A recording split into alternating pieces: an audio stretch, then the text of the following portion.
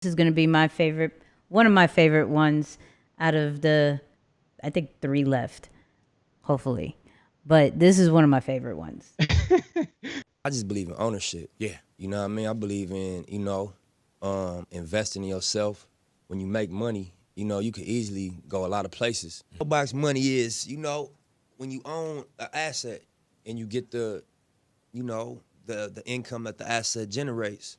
We call it mailbox Yeah, money. man. You own real estate, you getting mailbox money. Just go there and Yeah. it's one waiting on you. Period. Like, okay, Yeah. hello. And if you own publishing, you write your own records, and you ain't sold your publishing, that's mailbox money. You get you own your masters when them albums sell on iTunes, that's mailbox money. Yeah, man. And that's the business model of every major corporation.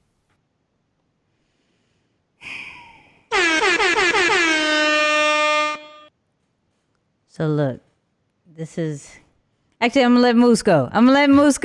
Because I don't think I'm gonna give him a shot. So I'm gonna let Moose go. Moose, what did you think of the clip? This is all business talk now. So this is your vibe. Yeah. And I know me and you've had multiple conversations about the ownership situations. Give your take. Yeah, for sure. I think definitely somebody who was ahead of his time with this concept, right? And not so much when the clip was recorded, but when he started, right? Like one of my favorite clips is of a very young Nipsey Hussle when he's talking about real estate and acquiring assets and not liabilities. And it's like, wait, this is the 90s. Like this is before the internet boom and the information world that we live in today. But he's ahead of his time with the concept. But to give you an example of what it did for him today, and I want to just throw it right back to you because I'm actually excited to hear what you got to say about this. Mm-hmm. Another artist who we look at, maybe not in hip hop so much, but definitely in music as an icon, Prince, believed in this strategy so much so that he would not collaborate with other artists if they were tied to a label. Because he knew that if they were tied to a label, then he couldn't have ownership of the records. So there was even like a modern day example of a song that he was working on with Nas. Yep. Nas is one of those artists who messed up and is tied to a label, and he cut the music, he cut the production because he said, if I can't have ownership because your label's involved, I don't want it. Mm-hmm. But then fast forward to today. Of course, unfortunately, we know Nip is one of those examples who, even at the limelight in 2018, 2019, he still didn't get the full reward for his work and who he was. People really embraced him in his passing. Yep. But just look at the numbers. After his passing in the 12 months to follow, from music alone, his streams on Amazon went up by 500,000%.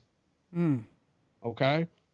His album sales went up by 2,000%. Overall, in those 12 months, Nicky, 1.8 billion streams. You talk about legacy and all of this other stuff. That ownership mentality is what allows him and his family to benefit off of that body of work. Mm-hmm. Facts. All facts. But could they have benefit if he was on a record label? Probably not. So here is where I go a little bit. I'm gonna try because I still got like 2 more. I got 2 more, I promise you. So this is the thing. Let's look at, because if we're going to talk about the music, and a lot of people based off, because of the passing and everything, pretty much caught on to Victory Lap, right? Mm-hmm. They may not have listened to the mixtapes prior, but Victory Lap was a whole vibe, right? And the lyrics was all gems and everything like that. I'm not getting too much into it, as far as that was a partnership with Atlantic. That wasn't him being on a record label. They did a distribution deal, right? Where Nip was signed to All Money In Records, and All Money In and Atlantic had a distribution deal where Atlantic would put it out on Apple, Spotify, all that great stuff. The utilizing the machine of the record label without those lame 360 deals or getting a cut of the touring and all that great stuff. Listen, I need the machine as far as getting my stuff out there, the connections that you have. Let's work that out. But I'm a platform all on its own, right? And that deal actually took quite a while to establish, hence why his album took forever to come out. But he was not going to budge because he wanted to own the masters to all his music, where people jump on giving the rights to whether it's their content, their creativity, their art, whatever it is, anything that they have. If they can get on a platform, they're going to give it up, whether it's equity, whatever it is, just to be on that platform. And Nip had created so much already. He knew his value. He was like, I just need you to do this.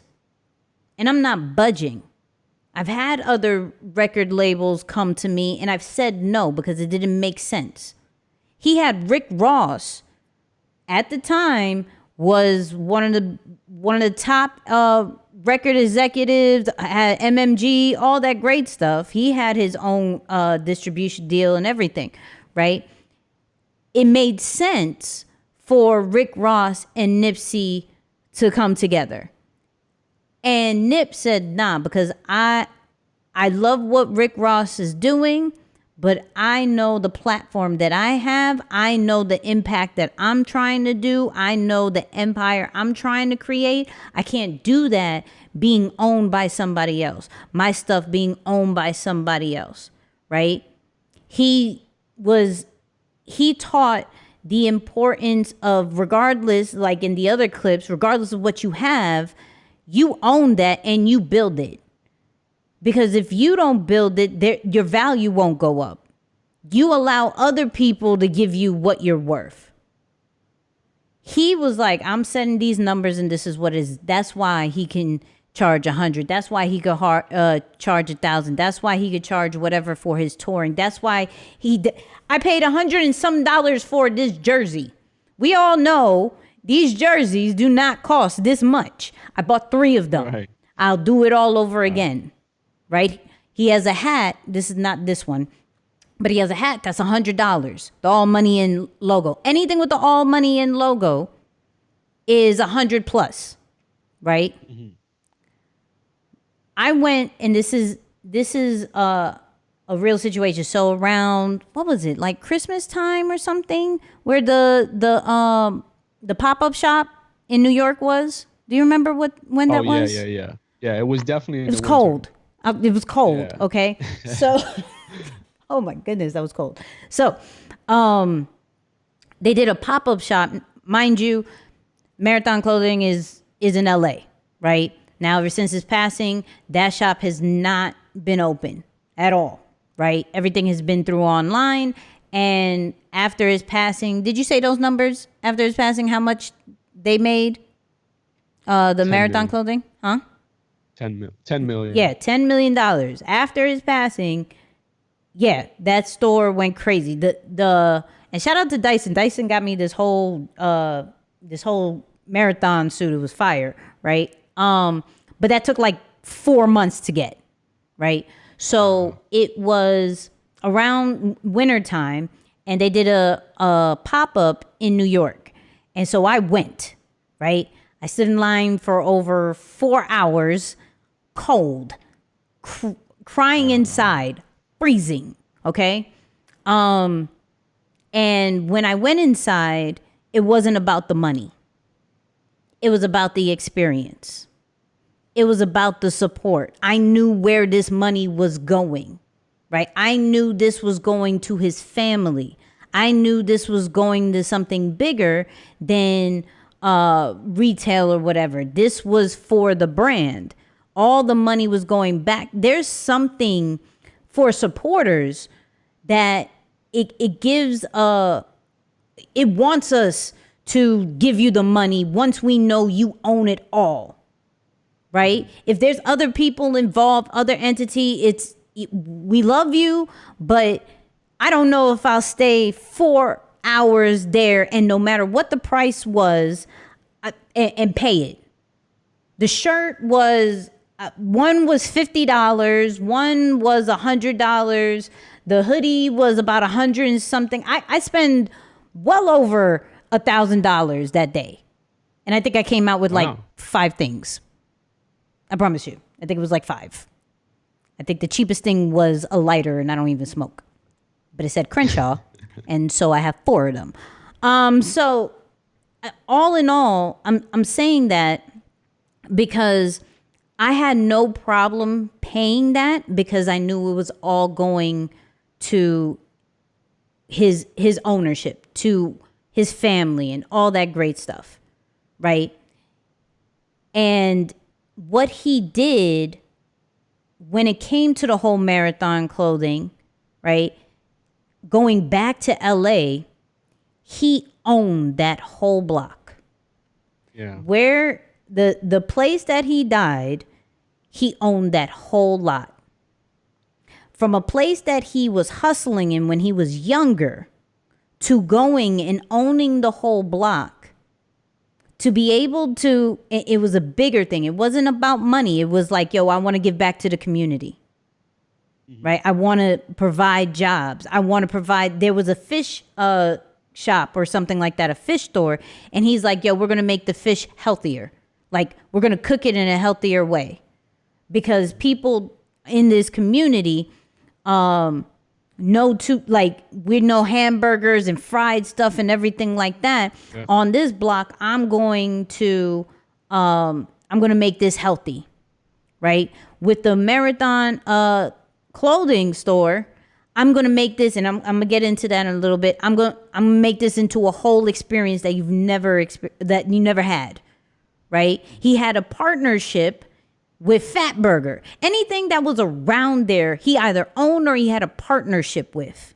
There wasn't much that he was doing. I don't think there was anything that he was doing that he didn't have equity in.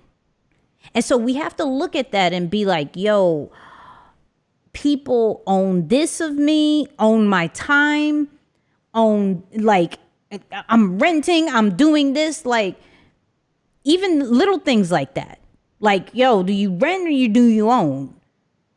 Like, he made you think of everything different. I'm not looking, and me and Mooses have this conversation, I'm not looking because of Nipsey's teaching at a flat check no more. I'm not interested in that. I'm looking at a percentage. Mm-hmm. I'm looking at equity. I'm not looking at, yo, can I make a quick 1,000, 2,000, 3,000? And no, I'm not interested in that. Let's do this together, but it has to be a percentage in it. It has to be worth my while at this moment. Because in the past, I've done too much work to sit here and say what you gave me was enough. I don't think that's true. And some people are okay with that, and that's cool. But looking at taking something that he had a passion for, which was music, to be able to take whatever he gets from that, from the resources, from the tours and all that, and reinvest it in buying the block, reinvesting in the community. We're doing elementary schools and giving out sneakers to students and things like that. Reinvesting and doing Vector 90, where Moose will go into that. I'm not going to go too much into it. I don't want to, I could OD. I know this. And putting not money only into his family, into his businesses, but also into the community. You can't do that if you don't own anything. You can't do that. Let me ask you a question too, real quick. Do you think that, just kind of using the example of what you talked about in terms of how you willingly spent on product that you know is overpriced and you were okay with it, do you think that, and I'm not saying it's not worth it or valuable, but I'm just saying, do you think that that's because it makes it more important for brands and businesses today to really give the backstory of who they are, what they do with the money. Do you think that helped you make your purchasing decision? And is that important for other brands and businesses to do the same thing today? I don't know if necessarily what they will do with the money per se, like if that helps. Because now I will say this. People will buy for a cause, right? So this is a given stat. We looked up this stat. Man, this is why you're the stat guy, and I can't remember no stats. But there is a stat, you can look it up, it's on Google, right? Where if you get a shirt and you just sell that out, $20, right? Boom. That might make a certain amount depending on how you brand it and all that great stuff, right? But if you put a cause to it, whether it is, starving children in Somalia. I don't know why I keep saying Somalia for some reason, but starving kids in Somalia, right? And all these other different the pandemic with the essential workers, all that great stuff, right? Yes. That will sell more because we know where it's going to, right? We know that our hard-earned money is going to the right reasons, right? We don't necessarily care about your monetary goals. We care about where, to an extent, in this example, we care where it's going to, right? Mm-hmm. Now, after his death, it played a big role, right? Because we knew anything that we buy in the store today, all the streams, everything like that is going to his family, right? It's going to what he created, right? Now, before, it was all about support. You've done so much in the community. You've employed thousands of people. You bought the block. You turned something that was negative at some point, police rage, drug dealing, all that stuff, and you wiped it out and you created something that was all about gangbanging into something that people could come to now. Tourist people can come to and have no issues, right? Yeah. We have to give something to that because we know you are the truth. We know that what you do with the money is going to be for a bigger cause, right? He didn't even have to say all what was being done because honestly, his work came out after he died. Yeah. All that he was doing didn't necessarily come. Like we found out a few minutes, actually I knew this before, but in details, he had a meeting with the LAPD the next day after he died. Like if he was alive the following day, he had a meeting with the LAPD to reduce gang violence and to help out the kids further with their education and stuff like that, right? He had a lot of things tied with the community and the culture as hip hop in general as well, that we knew that he was a leader. Like we knew that. He knew ownership was important because if I didn't own, how could people take me serious about being a leader? If I don't own anything, you can't take me serious. Like, great, I have impact, but I can't really lead people if I don't have ownership in this and that and this. Like, we look at a Diddy different. We look at a Dre different. We look at certain people different because we know they own certain things. Once there's a problem, Nick Cannon, we look at you funny. We're like, wait, what? Hold on. Wow. Yeah.